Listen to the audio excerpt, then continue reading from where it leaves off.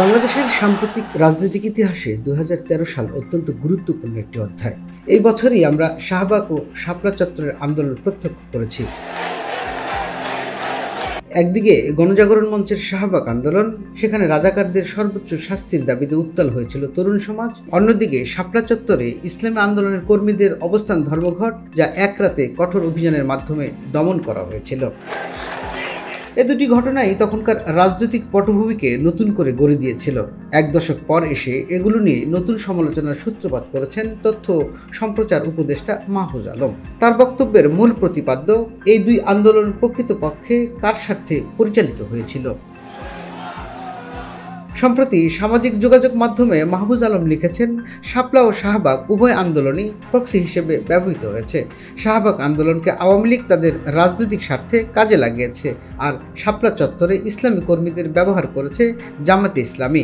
কিন্তু সময়ের পরিক্রমায় উভয় পক্ষই বুঝতে পেরেছে তারা মূলত ব্যবহৃত হয়েছিল। মাহফুজ আলমের মতে, শাহবাগ আন্দোলনে অংশগ্রহণকারীদের একটি বড় অংশ মুক্তিযুদ্ধের চেতনার মোড়কে ফ্যাসিবাদী রাজনীতির পক্ষে ব্যবহার হয়েছিল। আন্দোলনে অংশ নেওয়া তরুণরা বুঝতে পারেনি যে এই আন্দোলন কেবলমাত্র রাজনৈতিক উদ্দেশ্যে পরিচালিত হচ্ছে। কিন্তু পরবর্তীতে অনেকেই তাদের অবস্থান পরিবর্তন করেছেন। অনেক শাহবাগ কর্মী বর্তমানে আওয়ামী লীগের দমননীতি ও একদলীয় শাসনের বিরুদ্ধে অবস্থান নিয়েছেন। তাদের মধ্যে অনেকে এখন বলেন, তখনকার তাদের অবস্থান ভুল ছিল।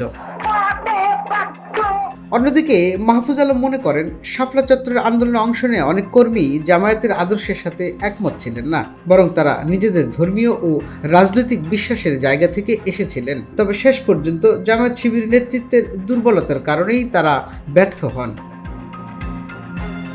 তিনি আরও বলেন, অভ্যুত্থান উত্তর রাজনৈতিক প্রেক্ষাপটে শাপলা ও শাহবাগের কর্মীদের মধ্যে নতুন এক বোঝাপড়া তৈরি হয়েছে। উভয় পক্ষই এখন একদলীয় শাসনের বিরুদ্ধে ঐক্যবদ্ধ হওয়ার চেষ্টা করছে। তাহলে শাপলা ও শাহবাগের আন্দোলনটি আসলে একই সূত্রে গাঁথা? মাহফুজ আলম মনে করেন, এই দুই আন্দোলনের কর্মীদের মধ্যে পার্থক্য থাকলেও তারা সবাই গণতান্ত্রিক অধিকার আদায়ের জন্য লড়াই করেছিল, কিন্তু তাদের ব্যবহারের নেপথ্যে শক্তিগুলো ছিল ভিন্ন। তিনি আশা প্রকাশ করেন, ভবিষ্যতে গণতান্ত্রিক আন্দোলনের সকল শক্তি একসাথে কাজ করবে, যাতে আর কোনো পক্ষ রাজনৈতিকভাবে ব্যবহৃত না হয়। শাপলা চত্বর ও শাহবাগ এ দুটি আন্দোলনই বাংলাদেশের রাজনৈতিক বিতর্ক তৈরি করেছে। এক দশক পর এগুলোর নতুন মূল্যায়ন আমাদের জন্য গুরুত্বপূর্ণ হতে পারে। সময়ের সঙ্গে সঙ্গে ইতিহাসের সত্য উন্মোচিত হয়। এবার প্রশ্ন, আমরা কি সেই সত্যকে গ্রহণ করতে প্রস্তুত? টুটুল রহমান, খবর সংযোগ, ঢাকা।